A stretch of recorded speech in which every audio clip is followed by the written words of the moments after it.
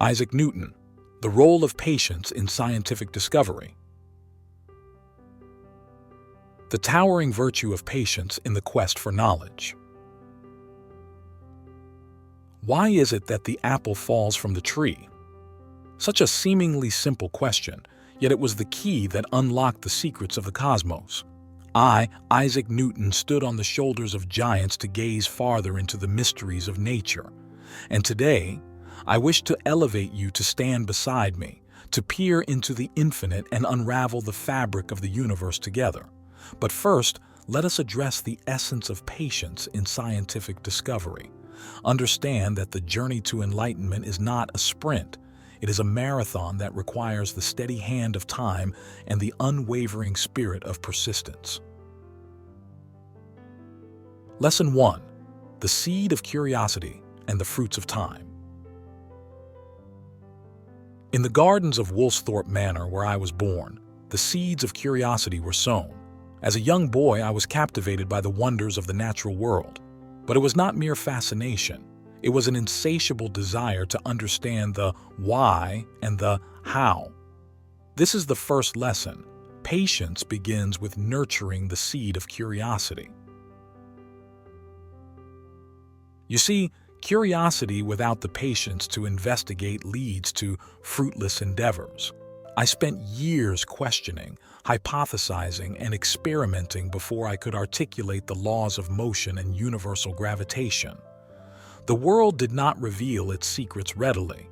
It required the patience to observe, to think, and to test repeatedly. Consider the story of the apple.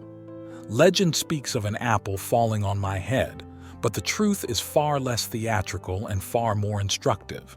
It was the prolonged observation of an apple's fall that led to the universal law of gravitation.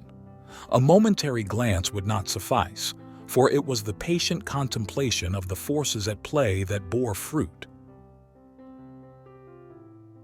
Now, I ask you, have you ever allowed your gaze to linger long enough to see the invisible forces that shape our world? Click subscribe to this channel to get more profound lessons from the legend. Lesson 2. The Forge of Failure and the Anvil of Success. My journey was riddled with challenges. I grappled with the complexities of light and optics, the nuances of calculus, and the stubborn secrets of alchemy. Each endeavor was an arduous battle against the unknown, the unseen, and often the misunderstood. This is your second lesson. Embrace failure as the anvil upon which success is forged. Each failed experiment, each erroneous hypothesis was a step closer to truth. Did I despair when my theories faltered? I did. But the patience to endure failure and to learn from it is what transforms a scholar into a master. Remember, to myself, I am only a child playing on the beach, while vast oceans of truth lie undiscovered before me. The words I once spoke are a testament to the humility required to accept failure and the patience to persist. So, I ask you, can you find the strength to stand steadfast in the face of adversity, to see each setback as a stepping stone? Lesson 3. The Symphony of Nature and the Composer's Patience. Nature is a symphony, and its composer works with a tempo not dictated by the impatience of humankind. I spent years deciphering the notes of this grand opus, the Principia Mathematica. It was not written in haste, for such a masterpiece demands the patience of its composer. The third lesson lies here. The patience to listen and to harmonize with the rhythm of nature is crucial. The orbits of the planets, the ebb and flow of the tides, the cycle of the seasons, each follows a cadence. To understand such complexity, one must be willing to listen patiently, to observe the patterns, and to calculate with precision. I invite you to consider the harmony of the celestial bodies. How many nights did I gaze upon the heavens, charting the stars and planets? It was a patient endeavor, one that could not be rushed, for the secrets of the heavens unfold in their own time. Therefore, I pose to you this question. Are you willing to listen to the subtle whispers of nature, to wait for its truths to be revealed? Lesson 4. The community of thinkers and the patience for collaboration. No discovery, no matter how profound, is the effort of a solitary mind. It is the collective patience of a community of thinkers that propels science forward. My correspondence with the Royal Society, my debates with Robert Hooke and Gottfried Leibniz, these were not mere academic exercises. They were the crucible in which ideas were tested, refined, and ultimately accepted. Here lies the fourth lesson. The patience for collaboration is essential. The exchange of ideas, the scrutiny of peers, and the slow, sometimes arduous process of reaching consensus require a patient mind. This is a patience that respects the pace of progress and the contributions of others. Reflect upon the countless letters I wrote and received, the slow transmission of ideas across lands and seas. Each was a thread in the tapestry of knowledge, woven not in haste, but with thoughtful precision. Now, I extend to you the query. Are you prepared to join the grand conversation of minds, to contribute patiently to the collective understanding of our kind? As we conclude this first segment of our discourse, remember that the tower of scientific achievement is built not with the bricks of hurried conclusions, but with the mortar of patience, applied with the trowel of diligence and the level of meticulous care. I eagerly await your continued engagement as we delve further into the inexhaustible well of knowledge in our next discourse. In the Crucible of Time, refining the alchemy of intellect. As we venture further into our exploration of patience and its profound impact on scientific discovery, let us turn our gaze to the transformative processes that shape the mind of a scholar. Just as the alchemist seeks to transmute base metals into gold, so too must the scientist transform raw data into the gleaming truth. This transformation is not instantaneous. It requires the crucible of time. Lesson 5. The alchemy of thought and the patience for complexity. In my own quest for understanding, I encountered the complexities of light and composition. It was through painstaking experimentation with prisms and meticulous observation that I unraveled the nature of optics. This journey was not swift, for complexity does not yield to the impatient. The fifth lesson is this. The alchemy of thought necessitates patience for complexity. Consider the spectrum of light, a band of colors concealed within the white glow of day. To the untrained eye, it is but a singular beam, but to the patient mind, it is a tapestry woven from a multitude of hues. How often did I repeat my experiments, adjusting angles and refining my methods? Countless times, for the patience to unravel complexity is the hallmark of true genius. So now I ask you, are you prepared to face the intricate puzzles of the universe with the patience they require? Lesson 6. The patience for depth and the thirst for precision.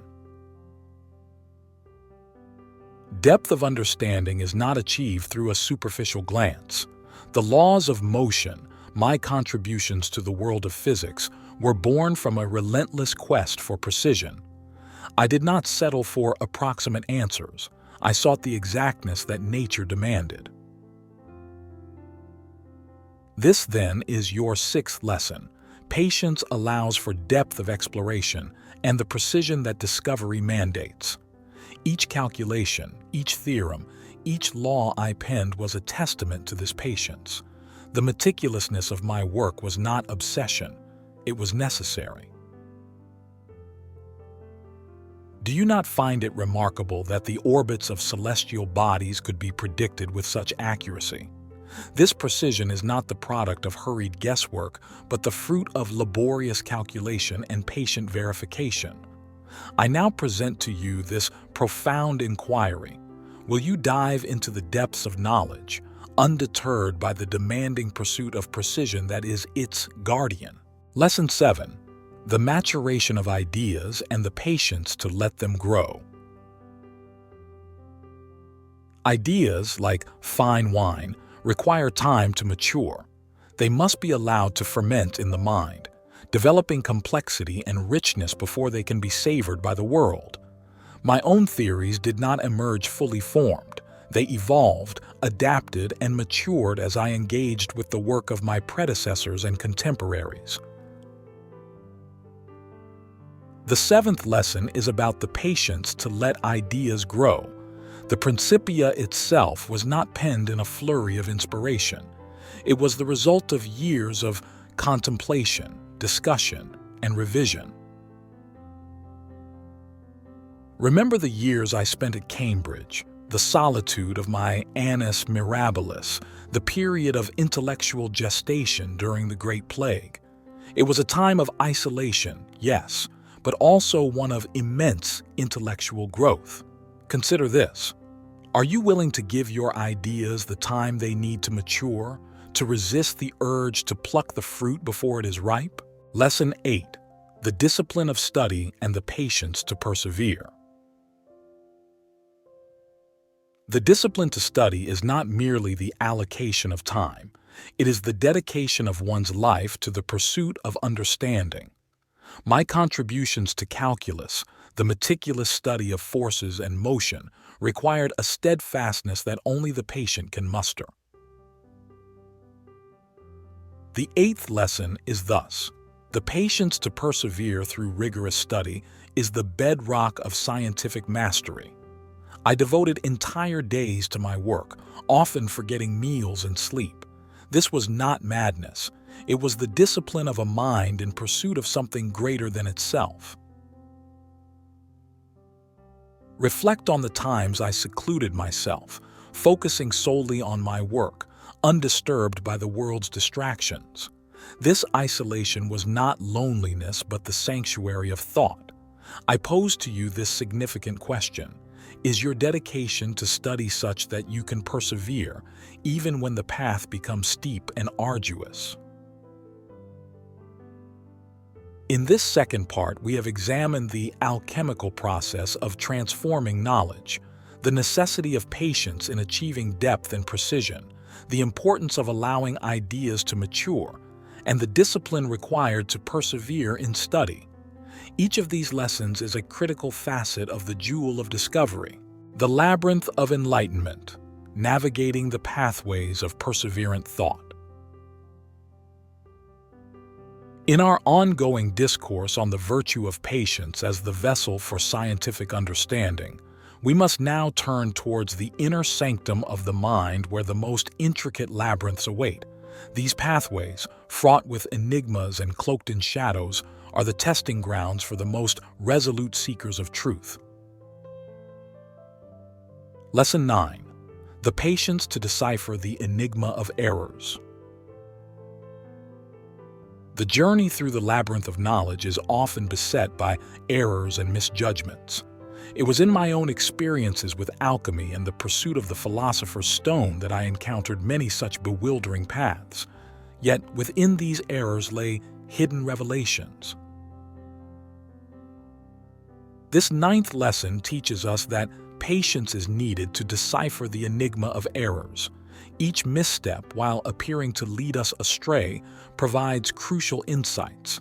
My failed experiments with alchemy, although they did not lead to the transmutation of base metals into gold, inadvertently opened avenues to the fundamental laws of chemistry. Do you have the resolve to patiently decode the messages that your errors whisper to you? Lesson 10. The patience to navigate through intellectual solitude. Intellectual pursuits can be solitary, leading one through the labyrinthine recesses of the mind. During my tenure at Trinity College, there were periods of profound isolation which, though daunting, were instrumental in my most significant discoveries. The 10th lesson imparts the need for patience in navigating through intellectual solitude. The quietude of the mind is fertile ground for the seeds of innovation to take root. It was in these stretches of solitude that the principles of calculus were formulated, not amidst the cacophony of crowded halls, but in the silent communion with my own thoughts. Thus I inquire, are you prepared to journey alone through the corridors of contemplation, trusting in the patience of solitude to guide you? Lesson 11. The patience to traverse the expanse of unknown realms. The pursuit of knowledge often leads to the uncharted territories of understanding. As I extended my inquiries beyond the visible spectrum, I ventured into the invisible realms of forces and phenomena that were yet unnamed.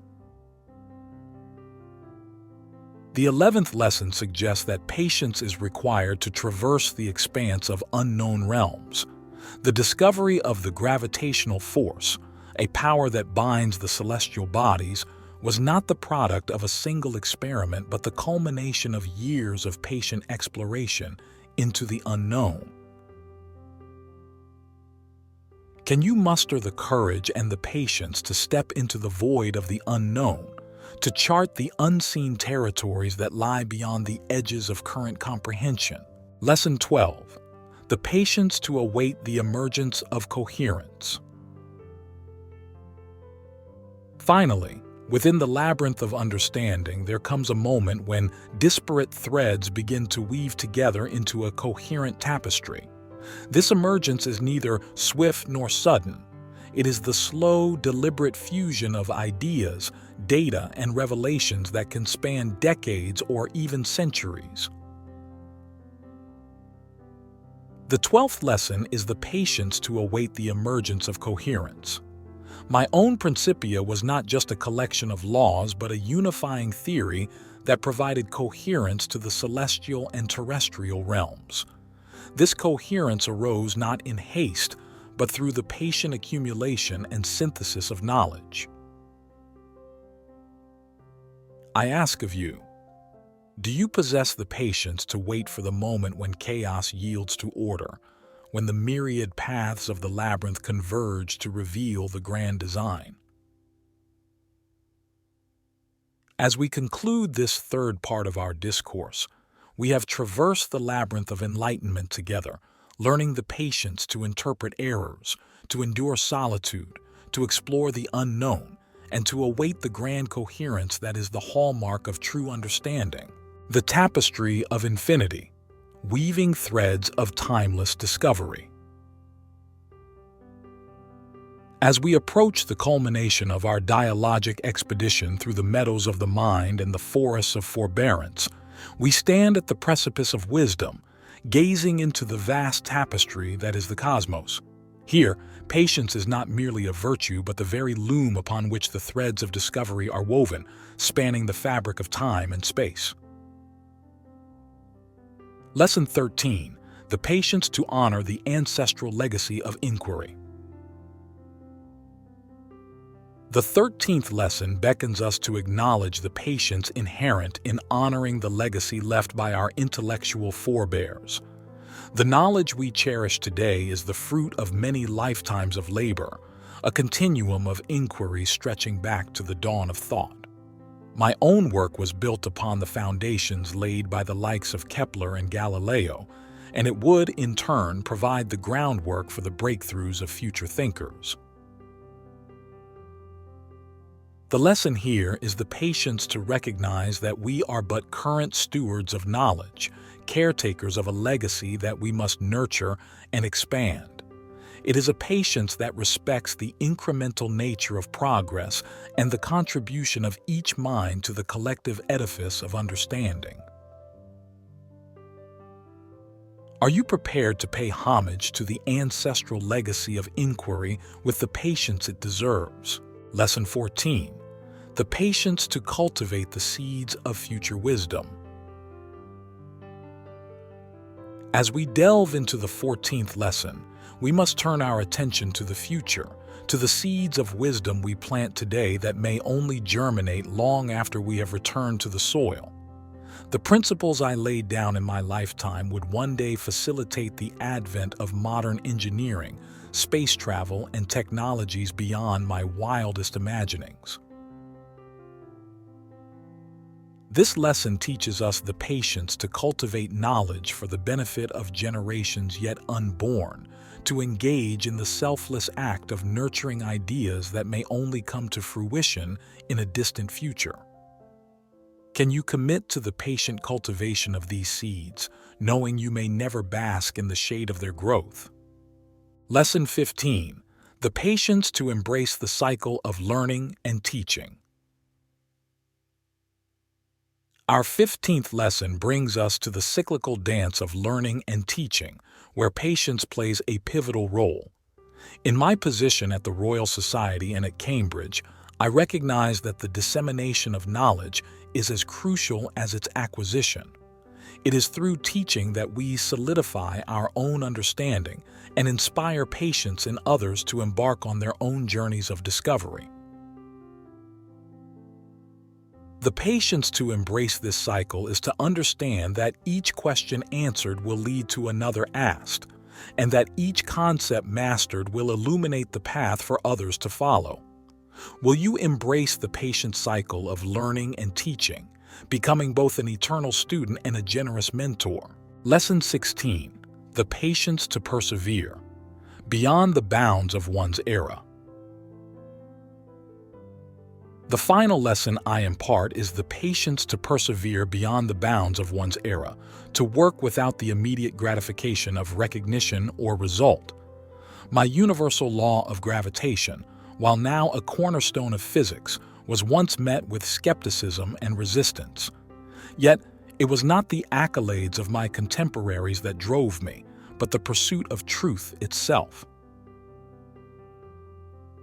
This lesson is the patience to labor in the service of an enduring legacy, to contribute to a dialogue that extends beyond the temporal shores of our own lifetimes.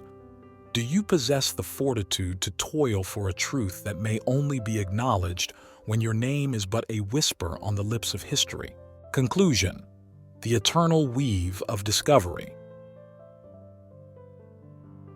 As we conclude our philosophical sojourn, we have traversed the landscape of patience, from the alchemical refinement of intellect to the ancestral legacy of inquiry, from the seeds of future wisdom to the cycle of learning and teaching, and finally, to the perseverance beyond the bounds of our era. The tapestry of infinity stretches out before us, a boundless expanse threaded with the luminous strands of innumerable discoveries, each woven with the golden fibers of patience. As we part ways on this intellectual odyssey, let us carry forth the lessons etched into the fabric of our consciousness, and let us weave our own threads into this ever-expanding masterpiece of human endeavor. When you are ready to weave your thread, to leave your mark upon this eternal tapestry, step forward with the patience of 1,000 years in your heart, and let the loom of time carry forth your legacy into the infinity of discovery.